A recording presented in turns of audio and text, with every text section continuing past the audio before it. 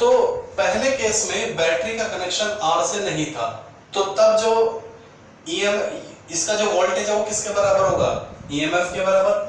लेकिन जब हमने बैटरी को आर से कनेक्ट कर दिया तो यहाँ जो वोल्टेज होगा वो किसके बराबर होगा, टर्मिनल पोटेंशियल के बराबर होगा। ये बात याद रखनी पड़ेगी, ठीक है। तो यहाँ ये भी क्या है, टर्मिनल पोटेंशियल। Equation number 2। अब ये है हमारी इक्वेशन नंबर 1 और ये है इक्वेशन नंबर 2। तो दोनों केस याद आ गए। एक बार नल पॉइंट लिया सिंगल सेल से, और एक बार नल पॉइंट लिया जब आर को हमने सेल के साथ क्या करा, पैरेलल ज्वाइन करा। क्या ये बात समझ आ गई? ओके, तो यहां तक आपने कर लिया होगा। ओके, रब कर देते हैं। इसको ये मिटा देता हूं, ये हमारे काम का नहीं है, तो आपने हेडिंग डाल दोगे। नंबर 3। ओके, वी हैव, तो जरा ध्यान दीजिए, इंटरनल रेजिस्टेंस का फॉर्मूला मालूम है बेटा आपको क्या होता है? इंटरनल रेजिस्टेंस का फॉर्मूला होता है E/V - 1 into R। This is the formula of internal resistance. तो एक बात बताइए, यहां देख लीजिए, E/V क्या हो जाएगा, L1/L2 नहीं हो जाएगा क्या? आप कहोगे सर कैसे? देखो बेटा, बाय इक्वेशन 1 एंड 2, देखिए इसको E1 रहने दो, क्योंकि एक ही सेल है। 2 सेल होते तो E1 E2 करते, एक ही सेल है तो E रहने दो।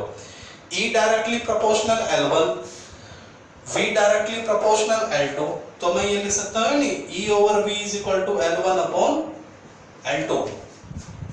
तो देख लीजिए E/V, बात समझा भाई? तो बेटा L1 आपको मालूम है, L2 आपको मालूम है और R भी आपको मालूम है, तो क्या निकल जाएगा, इंटरनल रेजिस्टेंस आ जाएगा, नहीं आ जाएगा? तो यानी ये फॉर्मूला आपको क्या प्रोवाइड कराएगा, वी गेट इंटरनल रेजिस्टेंस। तो क्या ये बात आपको समझ में आ गई है बेटा? चलिए, तो समझिए, पेपर में दो तरह के आपके न्यूमेरिकल बनेंगे, दो तरह के लॉन्ग क्वेश्चन बनेंगे। या तो आपसे पूछा जाएगा कि compare the two cell EMF by the help of potentiometer, या दूसरा सवाल बनेगा find the internal resistance of cell by the help of potentiometer. Okay बेटा, तो कोई सा भी आ जाए, 3 बातें तो दोनों में ही लिखनी है, पोटेंशियोमीटर की डेफिनेशन, उसका प्रिंसिपल और उसकी कंस्ट्रक्शन, और उसके बाद रेशो वाला आए तो वो पोर्शन लिखना है, और इंटरनल रेजिस्टेंस वाला आए तो ये पोर्शन लिखना है। तो ये मैंने आपको लॉन्ग क्वेश्चन तैयार कराया पोटेंशियोमीटर का। Okay,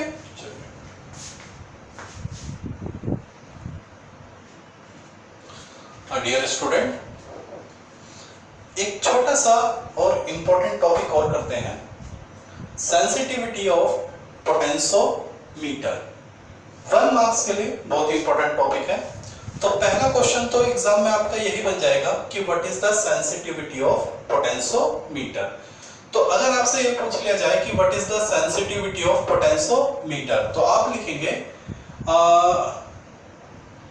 sensitivity of potentiometer. मेरे ख्याल से इस डायग्राम की जरूरत नहीं है, ठीक है।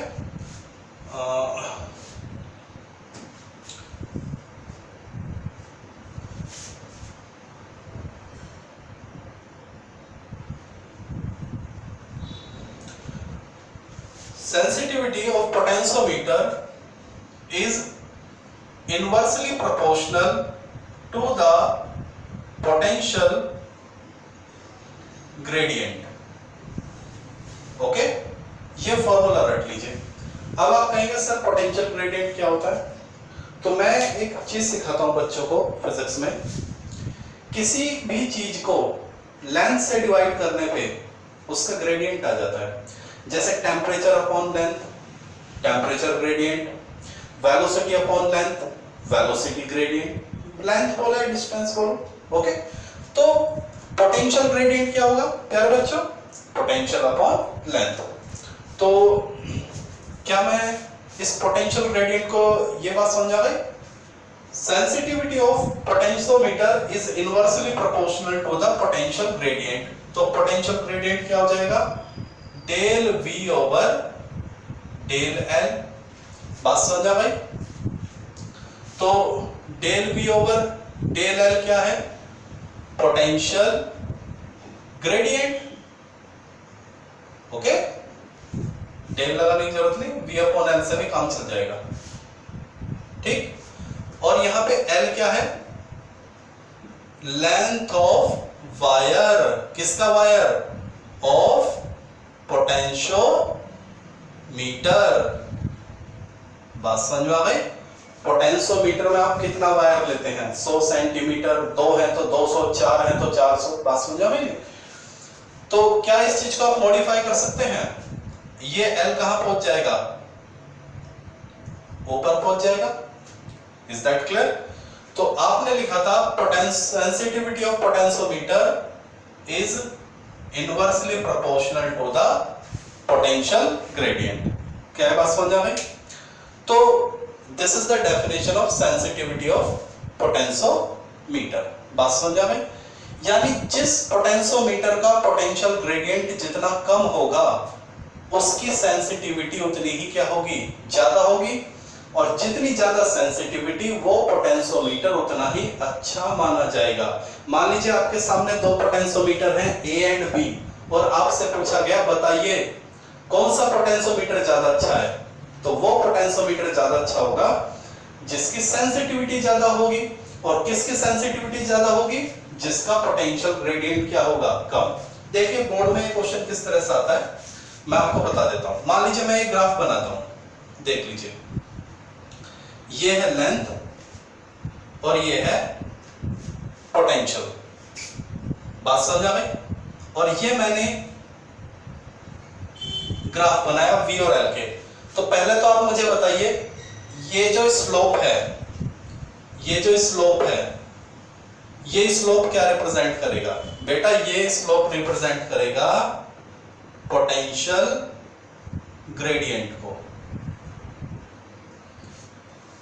वोल्टेज, देखिए एक क्वेश्चन तो आपका यही तैयार हो गया। क्या अगर बोर्ड में आपसे पूछ लिया जाए कि the graph between potential and the length of wire represent ये बोला जाएगा कि the slope of graph potential and length represent which quantity? तो आप बोलेंगे पोटेंशियल ग्रेडियंट। पोटेंशियल और वायर की लेंथ का जो ग्राफ का स्लोप है वो क्या रिप्रेजेंट करेगा? Potential gradient. बात समझ आ गई? चलिए, और पोटेंशियल ग्रेडियंट जितना कम सेंसिटिविटी उतनी ज्यादा और पोटेंशियोमीटर उतना ही अच्छा माना जाएगा। कौन सा पोटेंशियोमीटर ज्यादा अच्छा होगा? जिसकी सेंसिटिविटी ज्यादा होगी, या ये कहिए जिसका पोटेंशियल ग्रेडियंट कम होगा। क्या ये बात समझ आ गई? ओके, अब अगर मैं इस क्वेश्चन को ये लिखूं, मान लीजिए मैं यहां पे A और B कर देता हूं, बताइए आप कौन सा पोटेंशियोमीटर सेलेक्ट करेंगे? कौन सा पोटेंशियोमीटर ज्यादा अच्छा होगा, A या B? तो बताइए, पहले तो मुझे बताइए A का स्लोप ज्यादा है या B का स्लोप ज्यादा है? B का स्लोप ज्यादा है, ठीक है। Slope of B greater than slope of A, तो जिसका स्लोप ज्यादा उसका पोटेंशियल ग्रेडियंट ज्यादा। Potential gradient of B greater than potential gradient of A। बात समझ आ गई? और जिसका पोटेंशियल ग्रेडियंट ज्यादा उसकी सेंसिटिविटी उतनी ही कम, यानी sensitivity of B less than sensitivity of A। तो कौन सा ज्यादा अच्छा है? जिसकी सेंसिटिविटी ज्यादा है, यानी हम एक को सिलेक्ट करेंगे। तो समझ आ गया एग्जाम में क्वेश्चन कैसा आ सकता है? इसी में से 2-3 क्वेश्चन बन जाएंगे आपके कि वोल्टेज और लेंथ का स्लोप क्या रिप्रेजेंट करेगा, और अगर 2 ग्राफ दे दिए तो पूछा जाएगा कि बताइए किसकी सेंसिटिविटी ज्यादा अच्छी होगी? एक ही, जिसका पोटेंशियल ग्रेडियंट ज्यादा उसकी सेंसिटिविटी कम, और जिसका पोटेंशियल ग्रेडियंट कम उसकी सेंसिटिविटी ज्यादा, और जिसकी सेंसिटिविटी ज्यादा वो पोटेंशियोमीटर ज्यादा अच्छा माना जाएगा। चलिए, तो डेफिनेशन दे देंगे आप। अगर आपसे पूछा जाए what is the sensitivity of potential gradient, the sensitivity of potential gradient is inversely proportional to the potential gradient of potentiometer. चलिए अब एग्जाम में क्वेश्चन हो रहा था कि आप सेंसिटिविटी को कैसे इंक्रीज करेंगे। बोर्ड में ये क्वेश्चन आता है, how you can increase the sensitivity of potentiometer. आप पोटेंशियोमीटर की सेंसिटिविटी को कैसे बढ़ाएंगे? जल्दी आंसर दीजिए, सामने ही रखा हुआ है। देखिए बेटा, V अपॉन L और L क्या है? Length of potentiometer. प्यारे बच्चों, क्या ये L ऊपर नहीं जा सकती क्या? देख लीजिए, V के अपॉन में है तो ये L कहां चली जाएगी? ऊपर। तो सेंसिटिविटी देखिए किसके डायरेक्टली प्रोपोर्शनल हो गया? L के। V के तो इनवर्सली, लेकिन L के क्या हो गया? डायरेक्टली। तो L बढ़ेगा तो सेंसिटिविटी बढ़ेगी। तो क्या लिखेंगे? By increase of length of wire of potentiometer.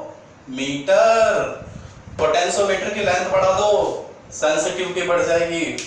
अब प्यारे बच्चों, मैं आपसे एक सिंपल सा क्वेश्चन करूंगा और देखते हैं कौन बच्चा उसका जवाब देगा। कौन सा पोटेंशियोमीटर ज्यादा अच्छा? जिसकी सेंसिटिविटी ज्यादा अच्छी। और सेंसिटिविटी को हम कैसे बढ़ा सकते हैं? वायर की लेंथ बढ़ा के। ओके, मैं ये कहता हूं, अभी मैंने लेक्चर के स्टार्टिंग में बताया था कि जिस पोटेंशियोमीटर में 4 वायर, वो कहलाता है 4 वायर पोटेंशियोमीटर। जिस पोटेंशियोमीटर में 6 वायर, वो 6 वायर पोटेंशियोमीटर। और जिस पोटेंशियोमीटर में 10 वायर, उसका नाम क्या होगा? 10 वायर पोटेंशियोमीटर। ओके बच्चों, अब मैं आपसे क्वेश्चन करता हूं। मैं क्या करता हूं, बोर्ड में आ चुका है क्वेश्चन, ठीक है। Which potentiometer is better, 4 wire potentiometer और 10 वायर पोटेंशियोमीटर? जवाब दीजिए। तो बेटा, जो 4 वायर पोटेंशियोमीटर है उसमें कितने वायर होंगे? 100 सेंटीमीटर के 4। और जो 10 वायर पोटेंशियोमीटर है उसमें कितने होंगे? 10 वायर होंगे 100 सेंटीमीटर के। तो बेटा, किसकी लेंथ ज्यादा होगी? 10 वायर वाले की लेंथ ज्यादा होगी, उसकी तो 1000 हो गई ना, और 4 वाले की 400। तो प्यारे बच्चों, जिसकी लेंथ ज्यादा उसकी सेंसिटिविटी ज्यादा, और जिसकी सेंसिटिविटी ज्यादा वो पोटेंशियोमीटर उतना ही अच्छा हो गया। तो बताइए कौन सा पोटेंशियोमीटर ज्यादा अच्छा है? 4 वायर का है 10 वायर का? आप कहेंगे सर 10 वायर का। तो क्लियर हो गया। चलिए, तो this is all about the potentiometer. मैंने आपको पोटेंशियोमीटर क्या होता है ये समझाया, उसका प्रिंसिपल समझाया, पोटेंशियोमीटर की कंस्ट्रक्शन समझाई, पोटेंशियोमीटर की 2 वर्किंग बताई। दोनों नहीं लिखनी है, जो से पूछी जाए वही लिखनी है, या तो रेशियो ऑफ ईएमएफ या how to find the internal resistance. और पोटेंशियोमीटर की सेंसिटिविटी आपको क्लियर करें, ठीक है। तो this is all about the potentiometer. Okay, thank you.